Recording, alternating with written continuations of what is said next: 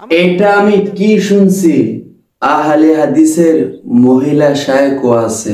আমি শুনে অবাক হয়ে গেছি। বিশ্বাস করতেছেন না? আমার স্ক্রিনে ভিডিওটা দেখুন, তারপর তো বিশ্বাস করবেন। ভিডিওটা আগে দেখুন আমার স্ক্রিনে। আমার মামা বাড়িতে আহলে হাদিস ঢুকছে। আমার মামা বাড়ি পঞ্চগড়, হুজুরের ওদিকে যান। তো পঞ্চগড়ে আহলে হাদিস ঢুকে বলছে যে আমার মামির কাছে বলছে যে নামাজই হয় না আপনাদের। তো মামি বলছে তোমরা বসো, আমার একটা ভাগ্না আছে ঢাকায়, ওই ভাগ্নাকে ধরাই দিই, দেখো দেখি তারে কি কয়। সে যদি কয় যে নামাজ আমাদের ঠিক নাই, তাহলে তোমরা বসো, চা খাওয়াইয়া তোমাদের কাছে নামাজ শিখে নিব। কই দেন। তো মহিলা ঢুকছে, আহলে হাদিস মহিলা ঢুকছে। হায় হায় হায়। তো মহিলা যখন ঢুকছে তো আমি জিজ্ঞেস করলাম, আপনি ম্যাডাম না মিস? কয় বুঝি না তো। আমি বললাম আপনি কি ম্যাডাম না আপনি মিস? কইটা আবার কি জিনিস? আমি আপনি বুঝলেন না, আপনি বিবাহিত না অবিবাহিত? যদি আপনি বিবাহিত হন তাহলে ম্যাডাম, ম্যাডাম কতক্ষণ না, আর যদি বিয়ে না হয় তাহলে আপনি তো মিস।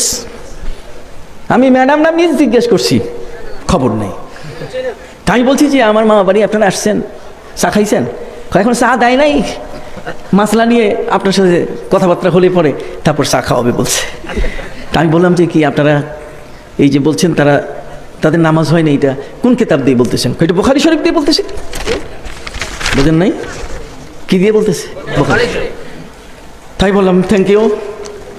বুখারী শরীফ যদি হয় ভালো কথা, তো বুখারী শরীফের নামটা কোন? তো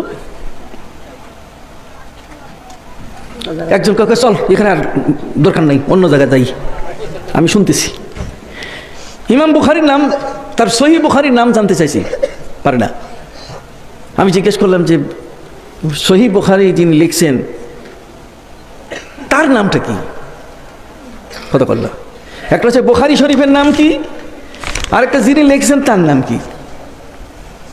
হুজুর আজকে এগুলো বলা যাবে না, এগুলো পড়ি নেই, আমরা যাই। তো মামির বলে মামি চা খাবে না? জিজ্ঞেস করেন। কিসের চা?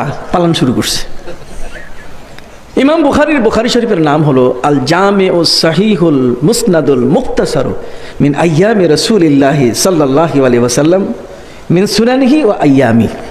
এটা হলো বুখারী শরীফের নাম। আর ইমাম বুখারীর নাম হলো আবু আব্দুল্লাহ মুহাম্মদ ইবনে ইসমাইল ইবনে ইব্রাহিম ইবনে মুগীরা আল বারদিস বা আল জৌফি আল ইয়ামানি আল বুখারী। বিরাট নাম। কথা বুঝলেন? এখন তো বিপদ, চা দেখাইয়া দৌড় দিছে। আমি বললাম যে না, আহলে হাদিস এই বাসা থেকে বাইর হয়ে যাইতে গেলে হাদিস দিয়ে বাইর হইতে হবে, হাদিস না কইয়া বাইর হওয়া যাবে না। এরা ধোঁকাবাজ, এরা আমাদেরকে ধোঁকা দিচ্ছে। এদের জন্ম মাত্র 200 বছর। কত বছর? 200 বছর। আমি তাদের বিরুদ্ধে বই লিখেছি, হক বাতিলের লড়াই। হক বাতিলের লড়াই আমি বই লিখেছি। এই বইটার মধ্যে আমি তাদের মুখ উন্মোচন করেছি। নাম বদলের কেরেশমা, এক এক সময় এক এক নাম রাখে, কখনো লামজাবি, কখনো সালাফি, কখনো মোহাম্মদী, কখনো আহলে হাদিস। নাম যে কত! নামদারি আহলে হাদিসদের মহিলা শায়েখও কি আছে? আমি শুনে অবাক হয়ে গেছি। এটা হলো তাদের অবস্থা। আপনারা এলাকার মধ্যে যারা আহলে হাদিস আছে না, বলবেন বুখারী শরীফ, মুসলিম শরীফ, মেশকা শরীফে বিভিন্ন জায়গায় এগুলো আছে।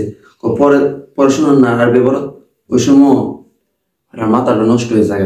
তারা তো ওই সময় পারে না, বাংলা কিছু শিখে, বাংলা কিছু পারে, ওই আলেমদের সাথে পণ্ডিতি করে। যারা ভালো আলেম তাদের সামনে যখন পড়ে, তারা কি কুত্তার মতন কি পালায় জায়গা, এমনি গুয়ান্টি মারে, বকর সকর বললা চলে জায়গা।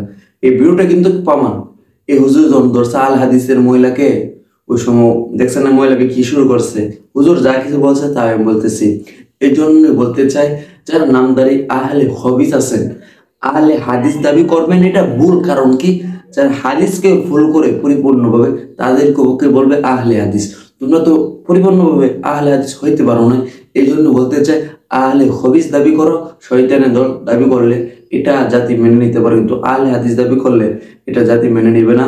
আজকের ভিডিওটা যদি ভালো লাগে অবশ্যই শেয়ার করে সবার কাছে পৌঁছাই দিবেন। আজকের ভিডিওটাই পর্যন্তই। ভালো থাকবেন, সুস্থ থাকবেন। আসসালামু আলাইকুম ওয়া রাহমাতুল্লাহি ওয়া বারাকাতুহু।